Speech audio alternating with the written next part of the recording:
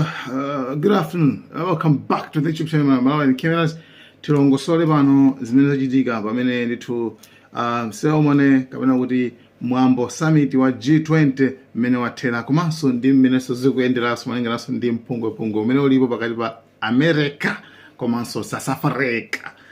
Maiko ngati awiri amene wawa ndithu ali pa chipwirikiti china chakenso komanso ndi zinthu zina zingapo zimene ndithu zachitika kumene koko. By the way, tiyambire mmene mutikambirana maybe tikambirana zokhuzana ndi panopa zopatsana handover presidency zikuyendera pati. Tikambirana mmene muza malema comment yake pa nkhani yachitika ku South Africa. Komanso tikambirana za why Trump kapena USA simafuna ndithu kuti ibwere ku South Africa ku summit imeneyi ku mkumano umenewu wa G20. So let's get started. So tiyambire pa why chifukwa chimene akuluwa samafuna kubwera ku South Africa kudzakambirana nawo zina ndi zina. Makamaka chifukwa choyambirira chenichene nchona kuti ndi nkhani yokhuzana ndi ngongole zimene zimatengedwa ku IMF. Makamaka date ngongole zimene maiko timatenga ku IMF, bungwe limene International Monetary Fund la international la dziko lonse limene limathandiza maiko onse kuti apeze ndalama, chifukwa bungweli linakhazikitsidwa. I think Dennis Mahara sana longosola mu video imene tinalongosola dzulo, tinaiponya dzulo. Komano World Bank ndi IMF ndi maiko amene anayikidwa kunena kuti inuyo mukashota $, forex ndi kuti kumeneko it's either akakukongozani kapena akupatsani ngati grant ndi ma conditions ake. Iwo ndi amene anakonzera kuti azikwanitsa panga control maiko ena. Koma ndalama amene amakupatsanija wani ngati ili ngongole imakhala ndi interest yochuluka kwambiri. Ngati chili chithandizo chabe chimazabweranso ndi ma conditions iso kuti mutere. Koma zonsezo zimene zimachitikazo zimakhala zoti sizimakhala zokomera inuyo yayi, zimakhala zoti inuyo zikutsitseni pansi. Koma pali chinthu chimodzi chimene makamaka example imodzi kapena umboni umodzi. Umboni wake ndikuti mabungu amenewa akapereka ngongole ku maiko aku Africa, interest yake kama kuti chapamwamba chija interest kuti mati chichani kachikole ka is not chikole koma interest amene ndibwekeni 5,000 okay ndilinayo ndikubwereka koma zabweza 10,000 ndoti taphatikizapo so pande pali 5,000 ya interest. So imene ndi example yabwino kwa anthu amene sili kumvetsa. Then interest chapamwamba chimene chimakhala ku maiko Africa chimakhala chochuluka kwambiri chona kuti sizingatheka so kubweza mpaka dziko lapansi lizatha. Pamene mbana dziko lapansi lizatha koma interest chindapusa osati chindapusa koma ndalama yapamwamba imene amayika amapasa maiko aku Africa imakhala yadala kuyika dala kuti izikwera. Koma ndalama yomweyo akatenga maiko aku Europe samapasa interest yambiri. America ikazipa kuliranso yokha ngongole samatenganso interest yambiri. So World Bank imathandiza makamaka kumpani ma project ngati ndi zima project zikulu ndalama zimachoka World Bank. IMF imathandiza sopano forex yo yatere mu dziko mwanumo ndi IMF ikupasani ndalama zichi munjira ngati zimene zonso. Ndeno mu G Summit 20 amene iyi mutu waukulu umene unapangitsa kuti America isapite kumene koko ndionena kuti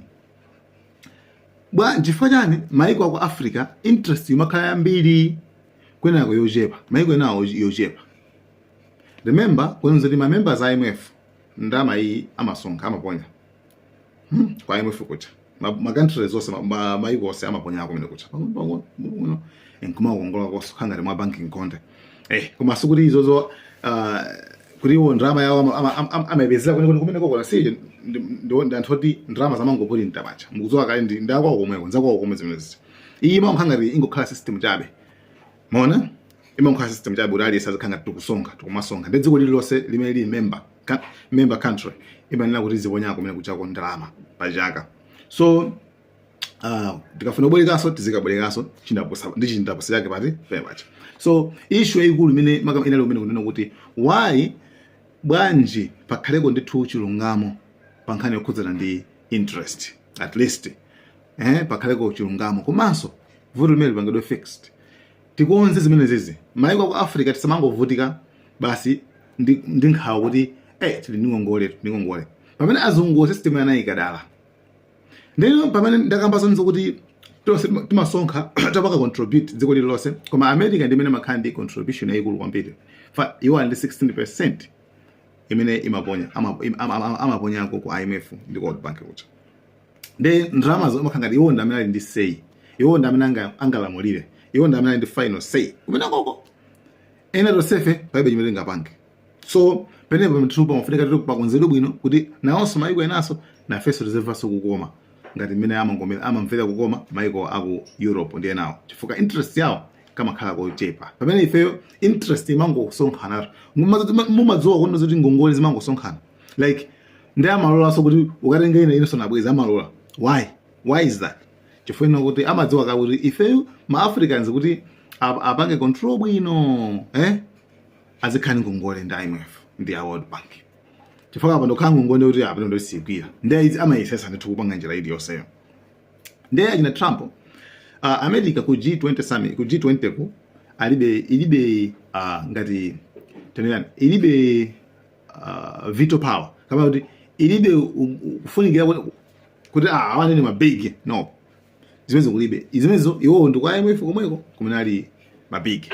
So na ukukuso bano ndiona kuti maiko tikakambirana ngati tonse chili chimodzimodzi sitikakambirana ngati kuti iyi America iyi ndani ayi iliso ndi ina iyi mwanapesa iyi ndi ina iyi. So America knows tikapita tikachipa plus mphamvu za izizi zitinazo ku IMF ndi issue mina abwesera bai for akudziwa kuti amamenya anzawo mimba pankhani yakwa IMF ko. So iyi inalinga kuti mama tigidwa akulu abo bolosa pitako kumene kuchako monet fama kuchako khala fair tikakambe nza background akulu ayi mupanga mmaonjeza koma plus mbali inaso South Africa inapanga invite osati anthu amene ali maiko amene ali mu G20 okha pachindakamba kaiza G20 kuti maiko 20 komanso muli EU komanso AU right, African Union komanso European Union. So the maiko nzoti anaophatikiza kumano amasankha kaye choyambirira amayang'ana kaye GDP yanu ili bwanji ndinalongoswa zimene kuti sikuti amangosankha dziko lina lililonse yayi amasankha maiko amene ndithu otukuka. So komano apa panapeza kuti kumeneku kunapita aliyense amene angabwere ngati guest maiko ena awo anabwera simona even I think kumala to even Joyce Banda anapita ndani amene ndi anapita ku G20 ngati kungopita ngati ma members osatenga kuti okay ngati kungopita ngati kuti mina akangotenga kombali eti komano osatenga kuti nda G20 yayi. So zimene ziso zinapeza kuti ndizofunikirira kwa maiko ena even maiko amene sali nawo mu G20 komano amene kuti zakhudzebe mbali naso. So South Africa sina zingereza yayi ineta na aliyese akuti mutha kubwera welcome mona America sizinasangalatsa yayi chifukwa chani tokubwera maiko kuti sali nawo ma members right. Adimene nderu yasanduka G100 osati G20. The G20 had become basically the G100 this past year, so it will be a concentrated group in Miami, seeing the best America has to offer with American leadership, thanks to President Trump. Yoyambirira imene inachitika kuti anthu asarani asapeze kweko kumene kuko ku South Africa ko chabwino. Number 2 tinakambirana zokhuzana kodi yani tinakambirana zokhuzana ndi kodi nanga zethabanji zokhuzana ndi zithabanji zokhuzana ndi kupanga handover presidency. Ma Americans ananyamwana kwambiri kutumiza ambassador akarenge chani karenge upresidency akangana awupanga handover for chaka chamawa ndiwo 2026 ndiwo ma-Americans amene angapanga host ndeyipita katenge basi pamene mwambo wake pamene kuti munthu wamkulu kwambiri head of state kapena akuluakulu ndithu.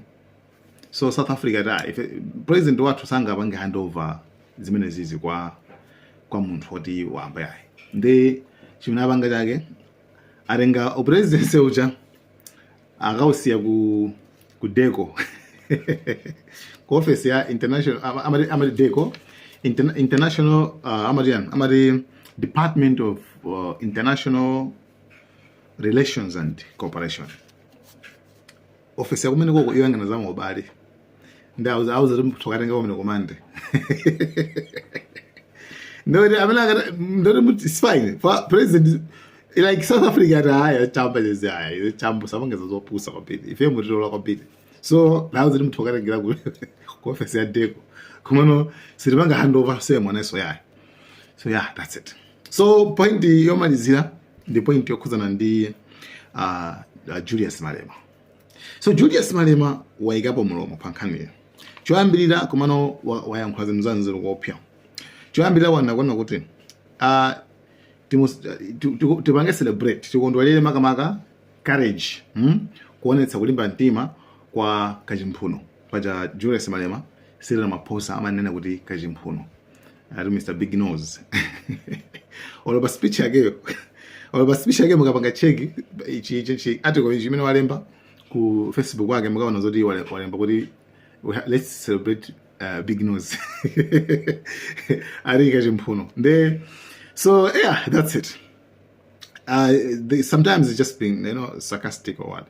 Amakhala basi nteza mbili mungandaba amazo yake ichi komano wayamikira kwambiri Julius Malema anakuona kuti akuluakulu iyi ndi game changer kwambiri ndipo zakhala bwino kwambiri ndipo zamkondweretsa. I told you guys before kuti wherever Julius Malema is just akungo is just laughing out of his lungs, right? Kuseka kwambiri akusangala kwambiri koma wayankhulaso sentence ina yake yomalizira ina yake yonena kuti akuluakulu tinene chilungamo kunena kuti panthawi imene Ukraine president wa Ukraine Zelensky anapita ku White House kokumane Trump kumene kuja kwa namushisha namublasha kuyamba pacha namublasha iwe ndamene kuyambisa nkhondo yema kuti mukumbukira ufuna yambisa what you don't know mukumbukira nthawi imeja anamushisha. So what happened kwa ma-allies ake azinzake a Ukraine chinachitika chani maiko osaku Europe anadzudzula komanso anayima mbali ya Zelensky kuti aya ifeyo we stand with ifeyo tikuyima pamodzi ndi Zelensky iwe Trump sikuyenera ndi thumu chokuyankho nchi chako mpanga embarasi khanga tikumushisha zimene zonse zabwino anayima mbali ya Zelensky koma wadandaula kuti uyu mandano Malema wadandaula kuna kuti why chifukwa chani tsopano president wa South Africa amene ali Cyril Ramaphosa atapita ku America kumene kuti anashishidwa kwambiri anashishidwa kushishido kumene kujako and sezinali zabwino yayi munthu pasoja yankhula nyumba moyanka monza ayi mukupha chenchani zola kwa mupazungu ye bla bla zabwino koma iye akuona kuti why maiko ako Africa sitinankhuleko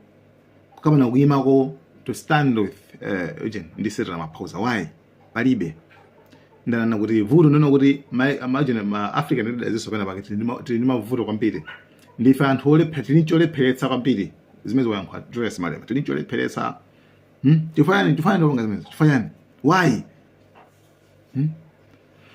umachita kuona kuti Cyril Ramaphosa zonse zimene anapanga makamaka apazi wayimira Africa yonse choyambira chimenecho wayimira Africa komanso even nkhani yongongo iti makamba apayi ya interest iyo wayimiranso Africa amakamba zamayiko ako Africa so komano despite effort yoseyu kuti panga defend izindizi komano panthawi yoti zina zake ma African leaders amakhala chete kungokhala zi.